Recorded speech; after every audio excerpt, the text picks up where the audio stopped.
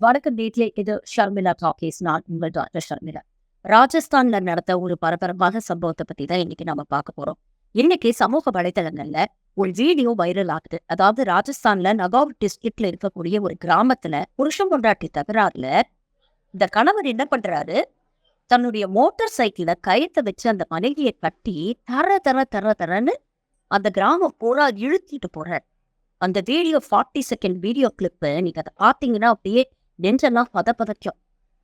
இந்த video clip சமூக வலைதளங்கள்ல வைரல் ஆனோட அவங்க இருக்கக்கூடிய போலீசார் சூமோட்டோவா இந்த வழக்கை கையில எடுத்து அந்த கணவரை அரெஸ்ட் பண்ணியிருக்கிறாங்க. சமூக வலைதளங்கள்ல ஏகப்பட்ட கொந்தளிப்பு வந்ததுக்கு அப்புறம் போலீசார் நடவடிக்கை எடுத்திருக்கிறாங்க. இதுல முக்கியமா கவனிக்கப்பட வேண்டிய விஷயம் என்னன்னு பாத்தீங்கன்னா, சம்பந்தப்பட்ட அந்த பெண் தன்னுடைய கணவருக்கு எதிராக எந்த கம்ப்ளைண்ட்டும் கொடுக்கல. இதை வீடியோ எடுத்து சமூக வலைதளங்களை வைரல் பண்ணாங்கல்ல, அவங்களுக்கு கூட இதை வீடியோ எடுக்கணும்னு தோணுச்சே தவிர இறங்கி அந்த பெண்ணை காப்பாற்றணும் அப்படின்னு தோணுதே இல்லை பாருங்க. அந்த அளவுக்கு மனிதம் செத்து போச்சு. இது போன்ற சம்பவங்கள் சர்வசாதாரணம் ஆயிடுச்சு நம்ம நாட்டுல.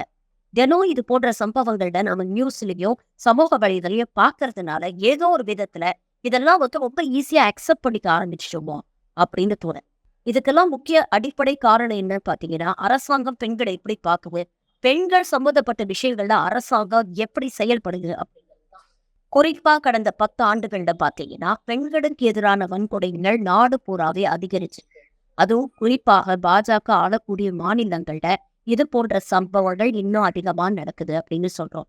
இதற்கு காரணம் கவர்மெண்டோடைய ஆட்டிடியூட் தான் நான் சொன்னேன் இல்லையா. அதை தொடர்ந்து இதே ராஜஸ்தான்ல நேத்து நடந்த இன்னொரு சம்பவத்தை சொல்றேன்னு கேளுங்க. அசாராம் பாபு அப்படின்னு ஒரு ஃப்ராடு சாமியார். இவர் ஒரு மைனர் பெண்ணை கற்பழித்த குற்றத்துக்காக லைஃப் இம்ப்ரிசன்மெண்ட் வாங்கி ஜெயில இருக்கிறாரு. நேர்ந்து இவர் ராஜஸ்தான் ஹைகோர்ட்ல பரோலுக்கு அப்ளை பண்றாரு. என்னன்னா, இவருக்கு உடல் பாதை காரணமாக ஆயுர்வேதா ட்ரீட்மெண்ட் எடுக்கணுமா, அதுக்காக பூனா போனோம், எனக்கு பரோல் கொடுங்கன்னு கேட்டு ராஜஸ்தான் ஹைகோர்ட் இவருக்கு 7 நாள் பரோல் வழங்கியிருக்கு. இதே போன்ற இன்னொரு சம்பவமும் நேற்று நாட்டில் நடந்தது.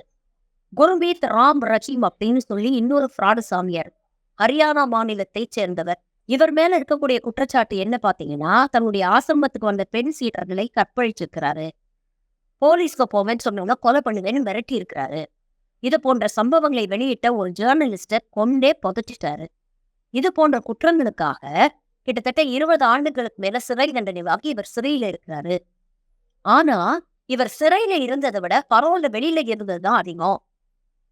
இவருக்கு சிறை தண்டனை கொடுத்து 4 வருஷம் ஆகுது. ஆனா இந்த 4 வருஷத்துல கிட்டத்தட்ட 10 முறை பரோல்ல வெளியில வந்துட்டு போயிட்டாரு. அதாவது கிட்டத்தட்ட 261 நாட்கள், ஆல்மோஸ்ட் 1 இயர் இவர் வெளியில தான் இருந்திருக்கிறாரு. இதுல இன்னொன்னு கவனிக்க வேண்டிய விஷயம் என்னன்னு பாத்தீங்கன்னா, எப்பெல்லாம் நாட்டுல எலெக்ஷன் நடக்குமோ அப்பதான் இவர் பரோல்ல வெளியில வந்திருக்கிறாரு. பாஜகவுக்கு ஆதரவா பிரச்சாரமும் பண்ணியிருக்கிறாரு. அப்போ பாலியல் குற்றவாளிகளை இந்த அரசாங்கம் எப்படியெல்லாம் பாதுகாக்குது, பயன்படுத்துது அப்படிங்கிறத பாத்துக்கங்க. நம்ம கண்ணு முன்னாலேயே போன வாரம் ஒரு உதாரணம் பிரிஜ்பூஷன் சரண் சிங். இவருக்கு எதிராக இந்த பாஜக அரசாங்கம் இன்னி வரைக்கும் எந்த நடவடிக்கையும் எடுக்கல. இத்தனைக்கும் இவர் பாலியல் வன்முறையில் ஈடுபட்டார் அப்படிங்கிறது ரொம்ப தெள்ள தெளிவா டெல்லி போலீஸ் கோர்ட்லயே சொல்லியிருக்கிறாங்க. அதுக்கு ஆதாரமும் இருக்குன்னு சொல்லியிருக்கிறாங்க.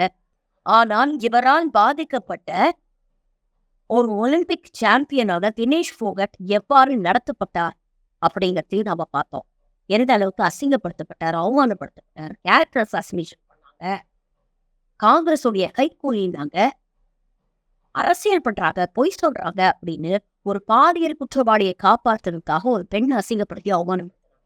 இன்னைக்கு பாருங்க, ace badminton player Ashwini Ponnappa வெளிப்படையா வந்து இந்த ஒன்றிய அரசாங்கம் எங்களுக்கு தேவையான எந்த வசதியும் செஞ்சு கொடுக்கல. நான் விரும்புற கோச்சை கூட இவங்களால எனக்கு ஏற்பாடு பண்ணி கொடுக்க முடியல. நானே என் சொந்த செலவுல தான் பாதி ட்ரைனிங்கும் கோச்சிங்கும் நடத்திக்கிட்டேன்.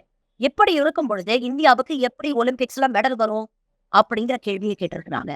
அப்போ சாதிக்கக்கூடிய பெண்கள், இந்தியாவுக்கு பெருமை தேடித்தரக்கூடிய பெண்களுக்கே இவ்வளவு மோசமான நிலைமைனா, சாதாரண கிராமத்தில் இருக்கக்கூடிய வீட்டு வேலைகள் செய்யக்கூடிய ஹவுஸ் ஒய்ஃப்ஸா இருக்கக்கூடிய கூலி தொழிலாளிகளா இருக்கக்கூடிய பெண்களுடைய நிலைமை தான் என்னன்னு கேட்டு பாருங்க. இப்படி பைக்ல கட்டி தரதரன்னு இழுத்துட்டு போற தைரியம் இந்த மாதிரி ஆம்பளைங்களுக்கு எங்கிருந்து வருது?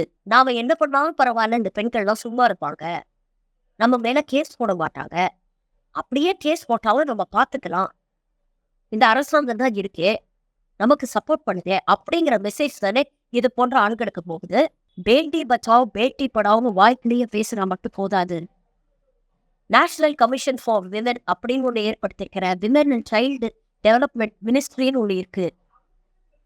இதில் இருக்கக்கூடிய ஸ்மிருதி இரானி இல்ல குஷ்பு சுந்தர் போன்றவர்கள்லாம் என்ன வேலை செய்யறாங்க அப்படிங்கிற கேள்வி எழுப்ப வேண்டியிருக்கு.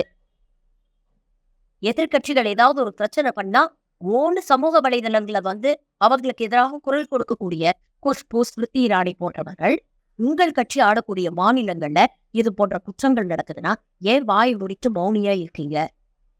இப்படி பாஜக ஆதரிக்கக்கூடிய பாலியல் குற்றவாளிகள் எத்தனையோ பேரை காட்டலாம். ஒரு எபிசோடு பார்த்தா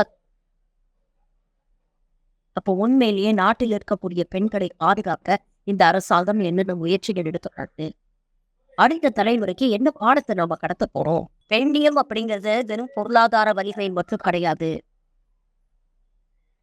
பெண்கள் தாங்கள் விருப்பப்பட்டதை செய்யறது மட்டும் கிடையாது. தங்களுக்கு விருப்பம் இல்லாததை செய்ய மாட்டோம் அப்படின்னு சொல்ற அளவுக்கு சுதந்திரம் இருக்குன்னா அதுதான் உண்மையான பெண்ணியம். புரட்சியாளர் அம்பேத்கர் ரொம்ப அழகா சொன்னார்.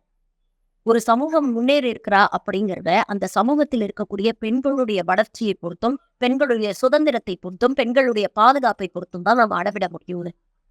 அப்படி பார்த்தா இந்த பாஜக ஆட்சியில நம்ம சமூகம் கிட்டத்தட்ட 10 வருஷம் பின்னோக்கி போயிருக்கு அப்படின்னு தான் சொல்றேன். நீங்க என்ன நினைக்கிறீங்க? உங்க கருத்துல பாருங்க.